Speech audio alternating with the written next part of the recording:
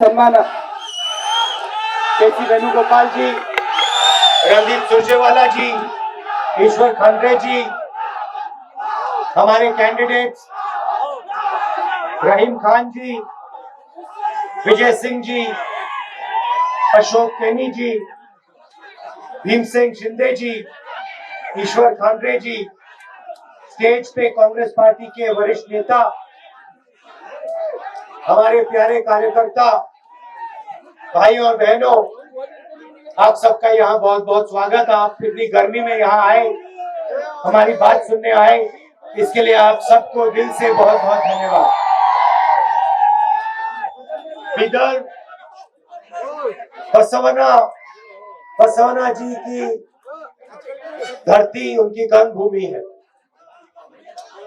और अगर पहली बार हिंदुस्तान में लोकतंत्र की किसी ने बात की, लोकतंत्र का रास्ता किसी ने दिखाया,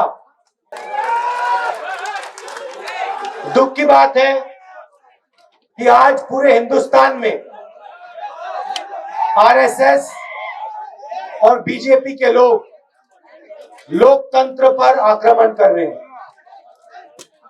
जो बसवना जी की सोच थी कि सबकी भागीदारी होनी चाहिए, सबको जगह मिलनी चाहिए और सबको एक साथ मिलकर आगे चलना चाहिए, उस सोच पर बीजेपी और आरएसएस आक्रमण कर रहे हैं। हिंदुस्तान में नफरत फैला रहे हैं, हिंसा फैला रहे हैं, और जो सबसे गरीब कमजोर लोग हैं उनसे धन छीनकर 2-3 अरबपतियों को धन दिलवा रहे हैं। आप कर्नाटका में बीजेपी को अच्छी तरह पहचानते हो, और 40% कमीशन की सरकार नारा मैंने नहीं दिया है, आप लोगों ने दिया है, कर्नाटक की जनता ने दिया है। मगर बीजेपी पर बोलने से पहले मैं आज कांग्रेस पार्टी से शुरू करना चाहता हूं। चुनाव जीतने के बाद कांग्रेस पार्टी की सरकार कर्नाटक में क्या करने जा रही है, यह मैं आपको बताना चाहता हूं। सही है ना? तो जब छत्तीसगढ़ में, मध्य प्रदेश, राजस्थान, हिमाचल, बाकी प्रदेशों में चुनाव हुआ तो कांग्रेस पार्टी के नेता मेरे पास आए और उन्होंने मुझसे पूछा कि क्या करना चाहिए। तो मैंने उनसे कहा, देखिए, आप जो भी बड़े वायदे करोगे, सबसे पहले आपको झूठे वायदे नहीं करने चाहिए। जैसे नरेंद्र मोदी जी ने 15 लाख रुपए का वायदा किया था, वो बैंक अकाउंट में 15 लाख रुपए वाला मिला आपको? काले धन के खिलाफ लड़ाई की बात की थी, नोटबंदी। तो मैंने कहा वैसे झूठे वायदे कांग्रेस पार्टी को कभी नहीं करने चाहिए। और दूसरी बात मैंने कही कि जो भी आप वायदे करोगे उनको सरकार बनते ही जल्दी से जल्दी पूरे कर देने चाहिए। मतलब वायदे में 2-3 साल, 4 साल नहीं लगने चाहिए। सरकार के पहले कुछ ही दिनों में वायदा पूरा कर देना चाहिए। तो मैं आज आपको 4 वायदों के बारे में बताना चाहता हूं, और ये जो हमारे वायदे हैं इनमें 6-7 महीने नहीं लगेंगे। ये कैबिनेट, जब यहां कैबिनेट बैठेगी, कांग्रेस पार्टी की कैबिनेट जब चुनाव के बाद बैठेगी, पहले दिन ये 4 निर्णय हम ले लेंगे। कोई डिले नहीं होने वाला है। और ये जो वायदे हैं ये अरबपतियों के लिए वायदे नहीं। जैसे नरेंद्र मोदी जी ने अदानी जी से वायदे किए, एयरपोर्ट देने के वायदे, पोर्ट्स देने के वायदे, ये वायदे अरबपतियों के वायदे नहीं है। ये वायदे कर्नाटक के आम जनता के लिए, किसानों के लिए, गरीबों के लिए है। तो पहला वायदा गृह लक्ष्मी 2000 रुपए हर महीने महिलाओं को।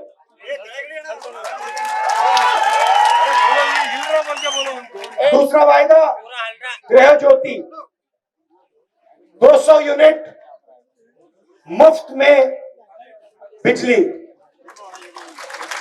तीसरा वायदा अन्नभाग्य 10 किलो चावल हर फैमिली मेंबर को।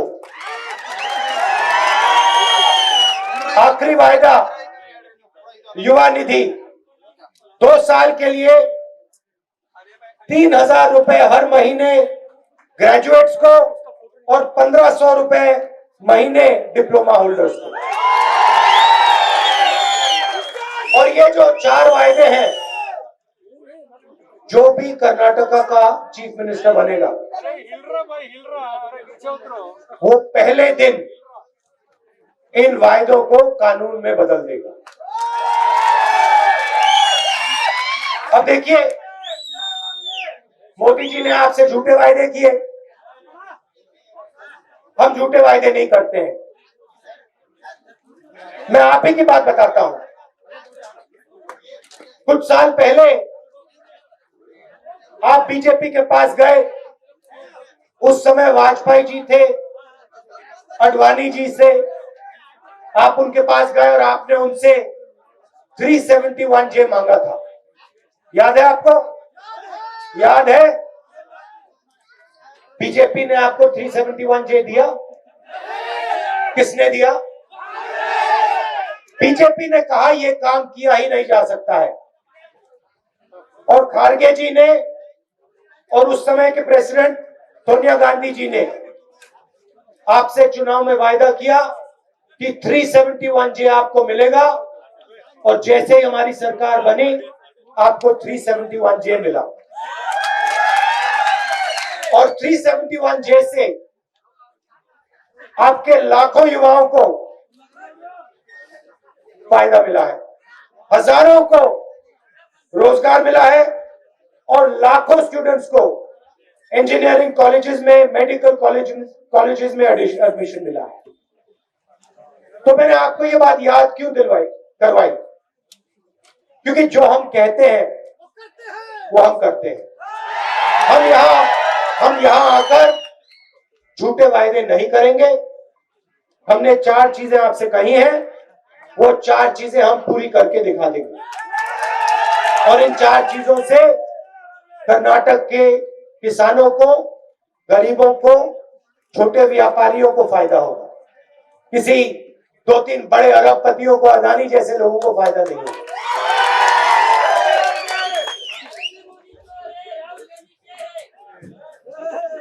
अब देखो भैया, अब मजे की बात देखो, आपने बोला कि मैंने बीजेपी के भ्रष्टाचार के बारे में सवाल उठाए।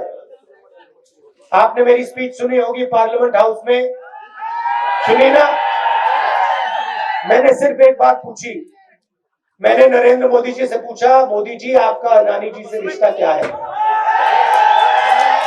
ये आपने हिंदुस्तान के पोर्ट्स, एयरपोर्ट्स, पूरा का पूरा धन एक व्यक्ति को पकड़ा दिया, ये क्या किया, क्यों किया? और दूसरा सवाल, ये जो 20,000 करोड़ रुपए अदानी जी की शेल कंपनीज में है, ये किसका पैसा है, ये बता दो। और देखिए क्या हुआ, सबसे पहले पार्लियामेंट में मेरा माइक ऑफ कर दिया, मुझे बोलने नहीं दिया। स्पीकर के पास मैं 2-3 बार गया, मैंने उनसे कहा देखिए मेरा हक बनता है, मुझे बोलने दीजिए। स्पीकर कहते मैं नहीं करवा सकता। ठीक है, उसके बाद मुझे लोकसभा से डिस्क्वालीफाई कर दिया।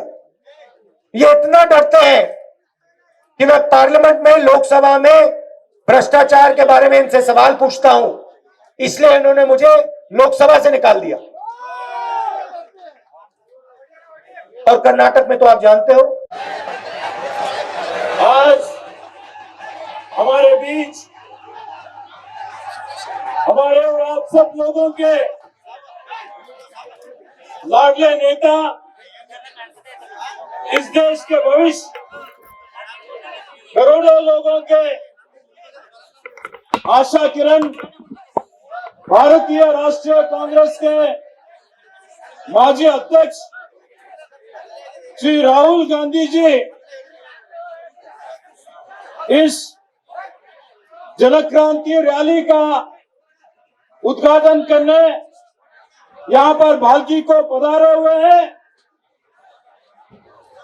तो भाइयों, राहुल जी ने जो अभी अभी एक ऐतिहासिक भारत जोड़ो यात्रा, तकरीबन 4000 किलोमीटर का एक पैदल यात्रा, जो पूरे विश्व में ही एक रिकॉर्ड है, जहां पर करोड़ों लोग, हम सब लोग, तुम लोग भी वहां पर रायचूर में, बल्लारी में, यहां से 300 किलोमीटर जाके उस रैली में भाग लिए थे। उसका उद्देश्य इस देश के लोगों को भाईचारा, सद्भावना, सामरस्य से रहने के लिए उनमें शक्ति दिलाना, और जो भारतीय जनता पार्टी का जो कि द्वेष का राजनीति है, हिंसा की राजनीति है, उस हिंसा को छोड़ के देश की एकता, अखंडता, समग्रता को बरकरार रखने के लिए राहुल जी ने जो ऐतिहासिक काम किया है, सराहनीय काम किया है, वो आज ऐसे एक छोटे भालकी क्षेत्र को यहाँ पर पधारे हुए हैं। तो मैं